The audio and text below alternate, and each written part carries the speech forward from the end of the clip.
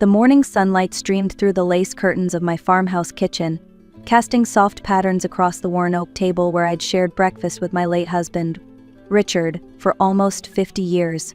Even now, 5 years after his funeral, I still set out 2 coffee mugs before remembering he wasn't here anymore.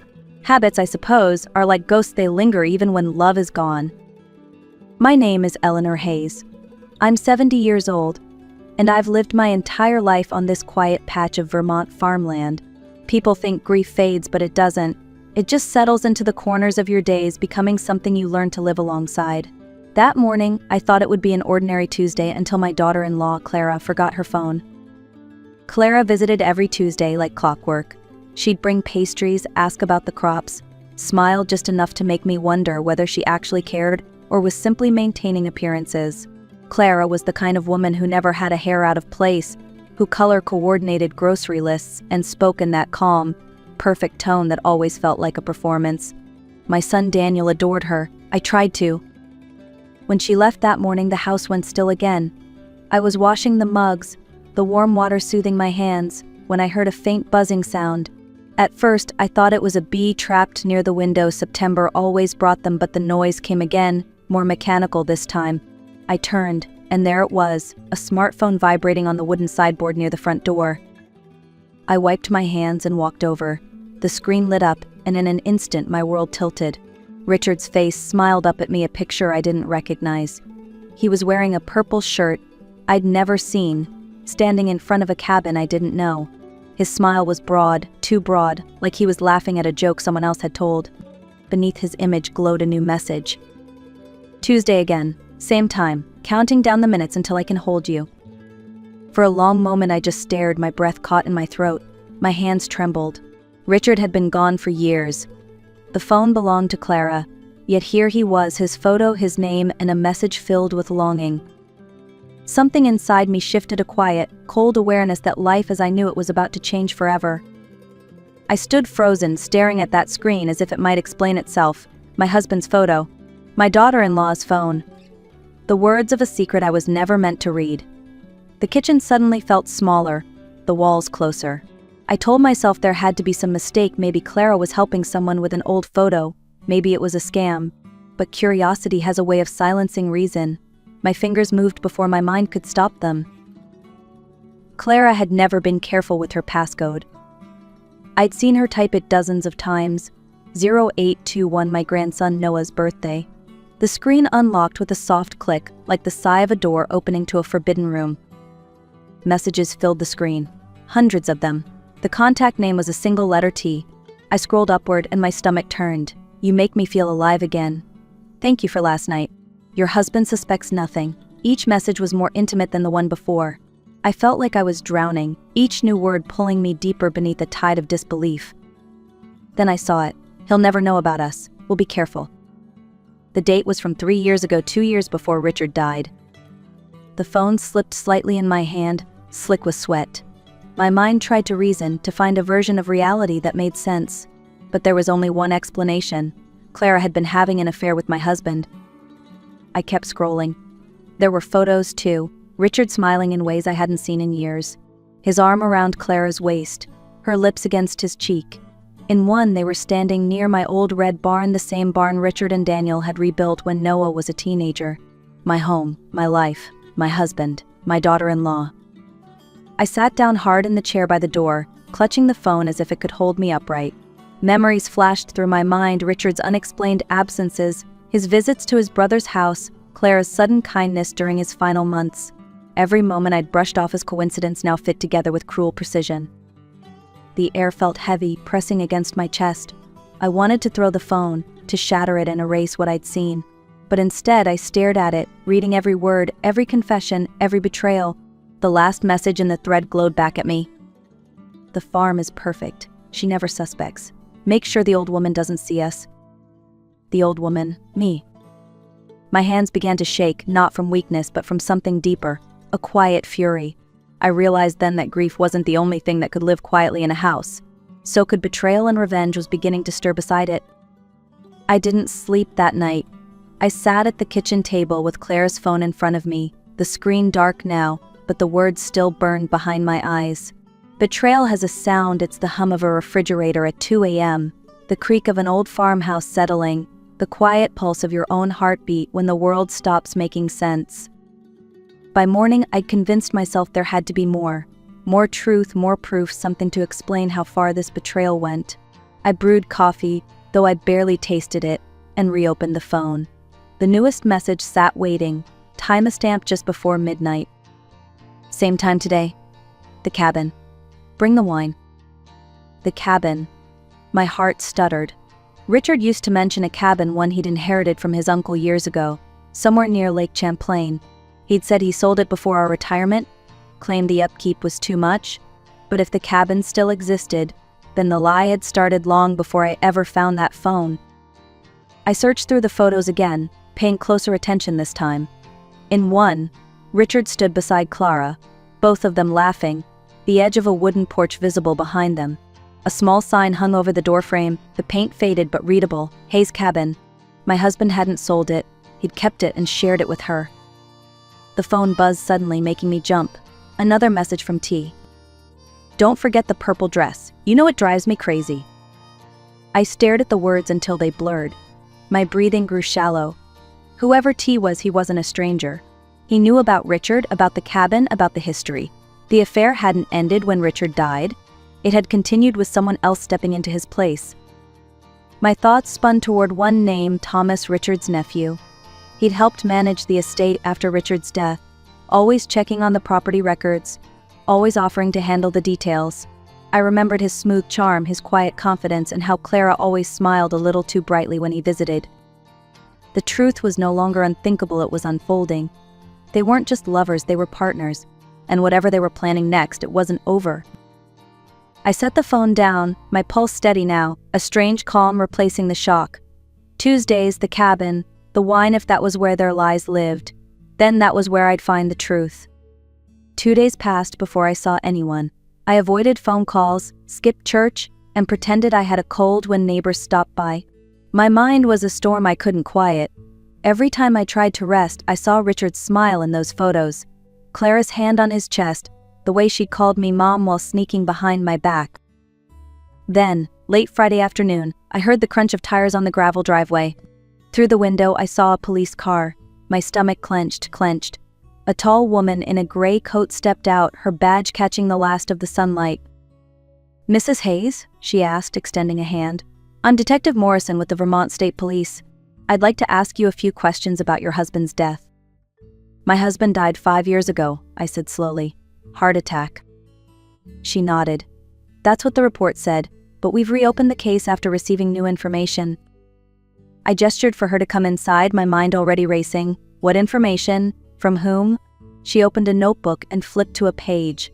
"We received an anonymous complaint suggesting your husband may not have died of natural causes." The letter included details about medication changes, arguments, and financial motive. "Financial motive," I repeated. "Yes, ma'am. It mentions a life insurance policy purchased 3 months before his death, $500,000, with you listed as the beneficiary." I blinked. "That's impossible. I didn't even know about that policy." The detective's pen paused. "You never received a payout?" "No, my son and I handled Richard's estate. There was no policy, no paperwork, nothing." Detective Morrison's gaze was steady, assessing. "Then someone else accessed your joint account to pay the premium. We're still tracing it." I felt lightheaded. Clara had managed our bills during Richard's illness. She'd said she wanted to help. And now this another trail leading straight to her. Morrison closed her notebook. "I'll need to speak with your daughter-in-law and your son as well. For now, please don't discuss this investigation with anyone." As she left, I stood frozen at the doorway, watching her car disappear down the road. The words "anonymous complaint" echoed in my head. Someone had accused me of murdering my husband. I glanced toward the drawer where Clara's phone was hidden and whispered into the empty house. "If it's war you want, you've just declared it." That night, I told Daniel everything. Not every sordid detail, but enough. About Clara's phone, the messages, the photos, and the detective's visit. At first, he stared at me in disbelief. Then he asked to see the phone. The look on his face as he scrolled through the messages broke something inside me. "She was sleeping with Dad," he whispered, his voice raw. all those years while pretending to care for him. I wanted to reach for him to take away the pain, but there are some truths that can't be softened. There's more, I said quietly. She's still seeing someone, a man named T. Daniel rubbed his temples. Tom, it has to be Tom. He was right. Thomas Hayes, Richard's nephew, Daniel's cousin. The same man who'd handled the estate paperwork after Richard's death. He'd been around constantly back then, always volunteering to help Clara with finances, acting like a hero when I was too numb to think straight. We need proof, Daniel said. We spent the next morning combing through the phone again. Clara had been meticulous, deleted call logs, hidden photos, but she hadn't known about metadata. Daniel connected the phone to my laptop and extracted location data from her images. One file contained GPS coordinates from just 3 weeks earlier. Here, he said, pointing to the screen, Lake Champlain area. It was less than an hour's drive north, the cabin. We left before dusk, Daniel's truck bumping along the back roads until the pavement turned to gravel. The air grew colder, the trees thicker. Finally, through the trees we saw it, a small wooden cabin with a green roof, lights glowing softly in the windows. Clara's silver SUV was parked beside a dark blue pickup Tom's. My pulse quickened. Daniel parked a short distance away, behind a clump of trees. We moved quietly, staying low. The lake shimmered faintly behind the cabin, the air heavy with pine and deceit. Through a narrow window I saw them, Clara and Tom, sitting at a table, laughing, glasses of wine between them. Daniel pulled out his phone and began recording. Their voices carried through the thin wooden walls. "Can you believe she still doesn't suspect?" Tom said, smirking. Clara leaned back in her chair, her tone dripping with contempt. The detective bought the story. Once they arrest Eleanor, the insurance money clears. My stomach turned to ice. $500,000 split right down the middle, Tom continued. And after she's gone, no one will question a thing. Clara raised her glass. To Richard Hayes, the man who made it all possible. The clink of crystal echoed in the night. Daniel's hand tightened around mine. They had murdered my husband and were framing me for it. I looked at my son, his jaw set, eyes burning. "Now we know," I whispered, "and they're not getting away with it." When we got back to the farmhouse, neither of us spoke for a long time. The truck engine clicked as it cooled, the sound filling the silence between us. I could still hear their voices in my head, the smugness, the laughter, the ease with which they'd plotted my destruction. Daniel finally broke the silence. "We take this recording to the police, right now." I shook my head. "We can't. Vermont requires two-party consent for audio recordings. Without their permission, it's inadmissible. They'll claim we trespassed and the evidence will be thrown out. Then they'll come after us for real." "So, what are we supposed to do? Just wait until they finish destroying us?" "No," I said, my voice steadier than I felt. "We make them confess legally, in a way no one can dispute." Daniel frowned. "How?" I thought back to the detective's visit, to the complaint, the way Clara had turned everything I'd done into a weapon against me. If she wanted to play a long game, she'd chosen the wrong opponent. "We set a trap," I said. "I'll meet Tom alone. I'll tell him I'm willing to confess to Harold's N.O., Richard's death, to take the blame, as long as they agree to keep you and Noah safe. I'll make it sound like I'm surrendering." Daniel's eyes widened. "Mom, that's insane." "It's strategic," I corrected softly. "If he believes I'm broken, he'll let his guard down. But before I meet him, I'll tell him I'm recording everything for my protection.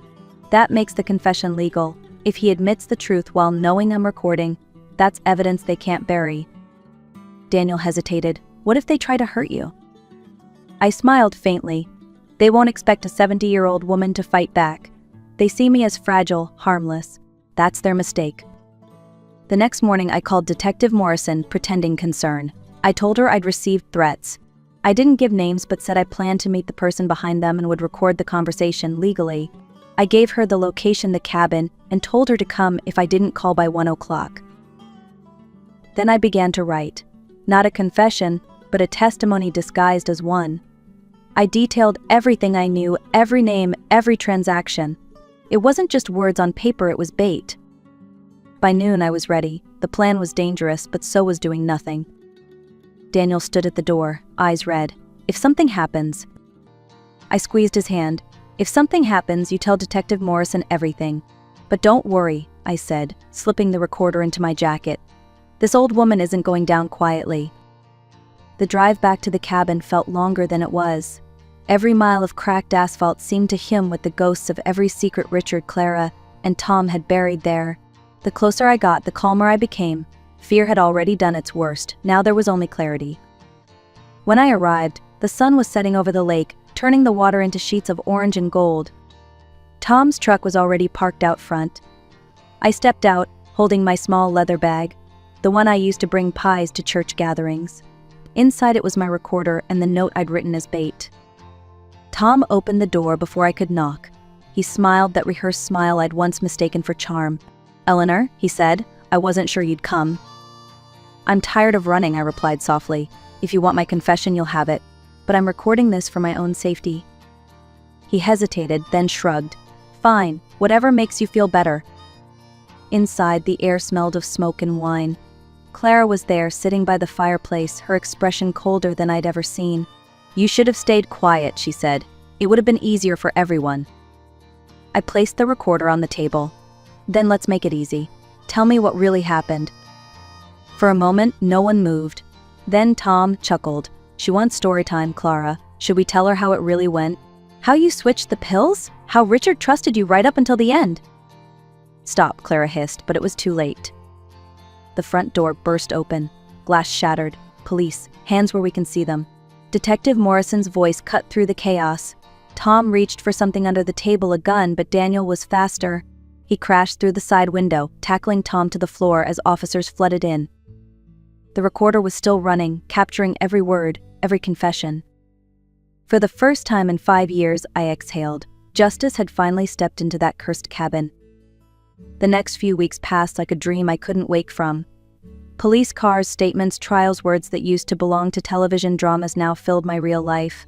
The evidence was overwhelming, the audio recording, the financial records, and the video Daniel had taken outside the cabin weeks earlier. Clara and Tom were both charged with second-degree murder, insurance fraud, and conspiracy to frame me for a crime I didn't commit. During the trial, Clara avoided my eyes. She looked smaller somehow, no perfect smile, no polished charm, just fear. Tom tried to shift the blame, but the judge didn't buy it. When the verdict was read, I felt no triumph, only release. Richard finally had his peace, and so did I. Months later, I sat on the porch of my farmhouse, the same wooden boards Richard built decades ago. Daniel joined me, holding 2 mugs of coffee just like his father used to. My grandson Noah ran through the fields, his laughter cutting through the quiet like sunlight through fog. "You did it, Mom?" Daniel said softly. "No," I whispered, watching the horizon. "We did it. And maybe he's watching too." The insurance money was returned to Richard's estate. I used it to create a scholarship fund in his name. Money meant for lies now turned into something that could help others tell the truth. As the sun dipped behind the trees, I thought about everything that had happened. Betrayal, grief, justice, they'd all walked through my door. But so had strength. Age hadn't weakened me, it had taught me patience, clarity, and courage. If you're listening to this story, remember, no matter how dark it gets, truth has a way of finding its way home. Like this video if you believe wisdom and justice never grow old, and tell me in the comments where you're watching from.